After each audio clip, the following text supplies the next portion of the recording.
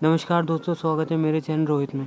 तो आज की इस वीडियो में हम सीखेंगे कि फेडरल बैंक जो कि एक प्राइवेट सेक्टर लीडिंग बैंक है, इसका अकाउंट ओपनिंग फॉर्म किस तरह भरते हैं, आज इस वीडियो में हम सीखेंगे। तो ये फॉर्म है फेडरल बैंक का। तो देख लेते हैं इसमें कौन सी एंट्री किस तरह भरी जाती है। तो मैंने बता दूँ, ये saving and current account combined form के लिए। तो अगर आप कोई भी अकाउंट खुलवाना चाहते हो तो उस फॉर्म भर के खुलवा सकते हैं। तो यहाँ डेट है, जिस दिन फॉर्म जमा करेंगे उस दिन की डेट डाल देंगे, ब्रांच में ब्रांच डाल देंगे, अकाउंट नंबर छोड़ देंगे, एम्प्लॉय एचडी ब्रांच कोड चाहे तो आप डाल दें बैंक से पता करके, या छोड़ भी दें, बैंक ऑप्शन भर देंगे आपके बिहाफ। अकाउंट टाइम में सेविंग बैंक में टिक लगा देंगे, स्कीम नेम स्कीम कोड छोड़ देंगे, मोड ऑफ ऑपरेशन में सिंगल में टिक लगाएंगे, अगर जॉइंट खाता है तो जॉइंट में आप टिक लगा देंगे। नॉमिनेशन अगर चाहते हैं तो यस करिए, वरना नो कर दीजिए। जिस अमाउंट से आप अकाउंट स्टार्ट करेंगे वो आपको यहाँ पे लिख देना है। जैसे मैं 10,000 से अकाउंट स्टार्ट कर रहा हूँ। हर ब्रांच में ये वेरी करता है, तो आप पूछ सकते हैं कि कितना मिनिमम जो फर्स्ट जो आप डिपॉजिट करेंगे वो कितने का होता है, बैंक से पता करके आप उस अकॉर्डिंग जमा कर सकते हैं। यहाँ से आपकी डिटेल शुरू हो चुकी है। फर्स्ट एप्लीकेंट डिटेल है, यहाँ कस्टमर आईडी KYC नंबर छोड़ देना। यहाँ अपना टाइटल चूज़ करना है, मिस्टर मिसेस। यहाँ फर्स्ट नेम, मिडिल नेम और लास्ट नेम आपको यहाँ लिख देना। मिडिल नेम अगर आप गर्ल हैं तो शादी से मैरिड है तो शादी से पहले जो आपका नाम था वो आपको मिडिल नेम में यहाँ लिखने का है। फादर का नाम आपको डाल देना टाइटल के साथ, first middle and last name. Mother का नाम भी जो है फर्स्ट नेम मिडिल और लास्ट अगर है तो आप डाल सकते हैं। डेट ऑफ बर्थ डाल देनी। स्टाफ अगर हैं बैंक के तो यस, वरना नो कर दीजिएगा। जेंडर मेल फीमेल आप चूज़ कर सकते हैं। रिलेटेड टू स्टाफ स्टे आपसे जुड़े हुए हैं तो यस करिए, वरना नो कर दीजिए। मैरिटल स्टेटस सिंगल या मैरिड आप टिक लगा सकते हैं, जो भी है। माइनर अगर है 18 साल से कम है तो यस करिएगा, वरना नो कर दीजिएगा। सीनियर सिटीजन अगर 60 साल से ऊपर के तो यस करिए, वरना नो कर दीजिए। पैन कार्ड का नंबर डाल देना है यहाँ पे। फॉर्म 60 का स्कोप जो है लगभग ख़त्म हो चुका है, क्योंकि पैन कार्ड अब मैंडेटरी हो चुका है जून के बाद। तो यहाँ पे हम नो कर देंगे, क्योंकि बिना पैन कार्ड के अब अकाउंट खोलना काफ़ी मुश्किल हो गया। तो कोशिश करिएगा पैन कार्ड बनवा लें, उसके बाद अकाउंट ओपनिंग फॉर्म ये भरें। प्रूफ ऑफ आईडी के प्रूफ में जो भी आप डॉक्यूमेंट सबमिट करेंगे उसको आप टिक लगा दें। उसका नंबर और कहाँ इशू किया और कब तक की उसकी वैलिडिटी आप लिख सकते हैं। तो एड्रेस प्रूफ ऑफ आईडी में बैंक जिस एक्सेप्ट करता है, आधार पैन कार्ड जो भी आप डॉक्यूमेंट सबमिट करेंगे उस टिक लगा सकते हैं। एड्रेस प्रूफ में भी ये सब डॉक्यूमेंट बैंक जो है एक्सेप्ट करता है। इन प्रूफ ऑफ एड्रेस आप जो भी आप जमा करना चाहते हैं आप जमा कर सकते हैं। उसका सीरियल नंबर, डॉक्यूमेंट नंबर में उसका सीरियल नंबर लिख देना, कहाँ इशू हुआ है, प्लेस और वैलिडिटी क्या है अगर है उस डॉक्यूमेंट का तो आप यहाँ पे लिख सकते हैं। एड्रेस टाइप, किस टाइप का एड्रेस आप देना चाहेंगे, घर का है बिजनेस का है तो जो टाइप का एड्रेस आप दे रहे हैं वो टिक लगा सकते हैं। घर का है तो रेसिडेंटल में टिक लगा के पूरा एड्रेस आपको यहाँ पे लिख देना है। सिटी में सिटी का नाम डाल देंगे, पिन कोड डाल देंगे अपने एरिया का, स्टेट में स्टेट का नाम, कंट्री में इंडिया डाल देंगे यहाँ पे। अगर आपका परमानेंट एड्रेस है, इसके अलावा कोई दूसरा एड्रेस है तो आप अकॉर्डिंग जो है बिज़नेस जो भी टाइप का एड्रेस है आपको परमानेंट है वो टिक लगा के नीचे डाल सकते हैं। अगर यही आपका परमानेंट एड्रेस भी है तो सेम एस अब में टिक लगाएंगे तो ये कॉलम आपको भरने की ज़रूरत नहीं पड़ेगी। मोबाइल नंबर डालने के जो आप चाहते हैं बैंक में रजिस्टर्ड हो, ईमेल आईडी अगर है तो आप डाल सकते हैं। रिलीजन में हिंदू मुस्लिम क्रिश्चियन जिसमें आप रिलीजन है आप टिक लगा सकते हैं। क्वालिफिकेशन में जितनी आपकी क्वालिफिकेशन है इसमें अगर आती है आप टिक लगा सकते हैं।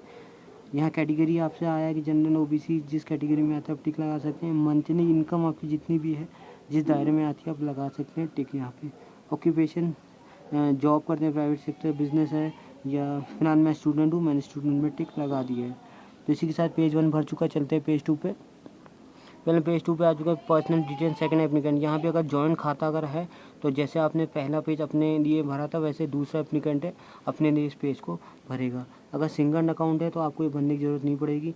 यहाँ पे आप देख सकते हैं इंट्रोडक्शन है, तो यहाँ तक तो आपको नहीं भरना है, यहाँ से इंट्रोडक्शन।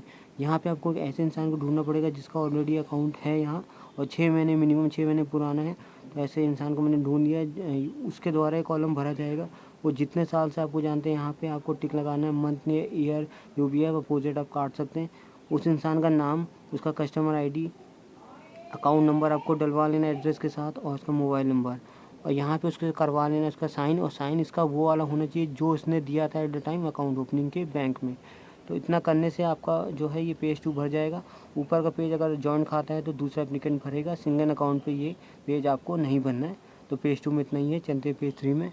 कल पेज 3 में आ चुके हैं। यहाँ पे दिखा है purpose of opening the account. Account खोलने का जो पर्पस क्या है, सेविंग कर देंगे। सोर्स ऑफ फंड कहाँ से आपके पास पैसा आ रहा है तो यहाँ पर्सनल सेविंग कर देंगे। पासबुक में येस कर देंगे, दोनों में चेकबुक में येस कर देंगे।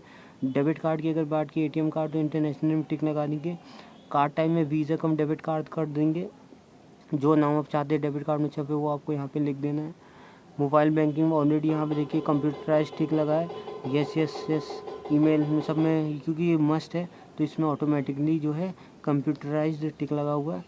और यहाँ पे फैसिलिटीज़ में इंटरनेट बैंकिंग में व्यू और ट्रांजेक्शन दोनों में यस कर देंगे।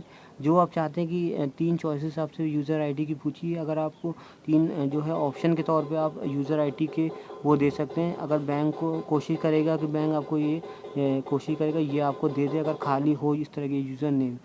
अगर जो सर्विस आप नहीं चाहते आपको मिले तो वो आप यहाँ पे देख सकते हैं, क्योंकि यहाँ ऑलरेडी टिक हुआ है। तो अगर आप जैसे मैं मोबाइल बैंकिंग नहीं चाहता हूँ, यहाँ ऑलरेडी टिक लग चुका है, तो यहाँ अगर मोबाइल बैंकिंग लिख देंगे तो ये आपको सर्विस नहीं दी जाएगी। फिर अगर यहाँ जॉइंट खाता है तो जॉइंट खाते के तीनों पार्टीज़ के यहाँ नाम पड़ेंगे, फर्स्ट सेकेंड और थर्ड एप्लीकेंट, यानी कि आपके अलावा दूसरे एप्लीकेंट को ये कॉलम में अपने नाम भरने हैं। यहाँ पे आपको करना है साइन वही करना जो अब तक आप इस फॉर्म में करते आ रहे हैं, जो बैंक के केस में यूज़ होगा बाद में चेंज नहीं होगा। प्लेस में सिटी का नाम डाल देंगे, दूसरा और तीसरे एप्लीकेंट को यहाँ साइन करना है डेट के साथ। यहाँ फॉर्म DA1 है नॉमिनेशन का, यहाँ पे आपको एक ऐसे इंसान को नॉमिनेट करना पड़ेगा जिसे आप चाहते हैं बैंक आपके सारे पैसे देते हैं आपके डेथ के बाद। तो अगर इसको आप ऑप्शनल है, क्योंकि इससे पिछले पेज में अगर आप नॉमिनेशन करना चाहें तो कर भी सकते हैं, अगर इसको छोड़ दें तो भी कोई दिक्कत नहीं रहेगी। लेकिन मैं रिकमेंड यही करूँगा कि इस फॉर्म किस पार्ट को ज़रूर भरें, क्योंकि इनफैक्ट ज़िंदगी का कोई भरोसा है नहीं। तो भरना बड़ा आसान है। आई सिंगल अकाउंट है तो वी काट देंगे, आप पूरा नाम डाल देंगे, नेचर ऑफ डिपॉजिट, यहाँ पे ब्रांच जिस भी ब्रांच में आपका अकाउंट है उस ब्रांच का नाम डाल देंगे, नेचर ऑफ डिपॉजिट में सेविंग बैंक डाल देंगे, और ये डिस्टिंग्विश नंबर एडिशनल डिटेल छोड़ देंगे। नेम में नॉमिनी का नाम डाल देंगे, अपने परिवार में जिसको बनाना चाहते हैं उसका एड्रेस, रिलेशनशिप और उसकी एज डाल देंगे। 18 साल से कम का अगर बनाना चाहते हैं उसकी डेट ऑफ बर्थ डाल देंगे। और अगर 18 साल से कम है उस कंडीशन में आपको एक गार्जियन चुनना पड़ेगा जिसका नाम और एड्रेस इस कॉलम में भर दिया जाएगा। और यहाँ पे प्लेस में सिटी का नाम, डेट डाल देंगे, यहाँ पे उससे साइन करवा लेंगे नॉमिनी से, और यहाँ पे आपको अपना साइन करना है। ठीक है, बस जितना आपको करना है। नॉमिनेशन का ये पार्ट जो है पूरी तरह से भर जाएगा और इसी के साथ ये पेज भी भर जाएगा। तो इसके साथ चलते हैं अगले पेज पे। पहले यहाँ फॉर अकाउंट, अगर 18 साल से कम है उस कंडीशन ये कॉलम आपको भरना पड़ेगा।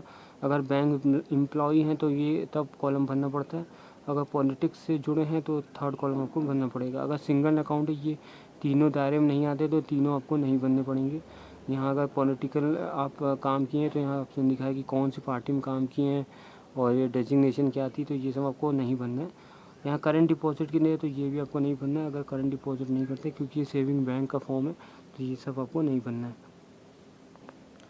यहाँ से आप बैंक पे कंफर्म कर सकते हैं कि एवरेज मिनिमम बैलेंस कितना है, ज़रूरी है मेंटेन करना, ये बैंक से आप पता करके यहाँ पे भर सकते हैं।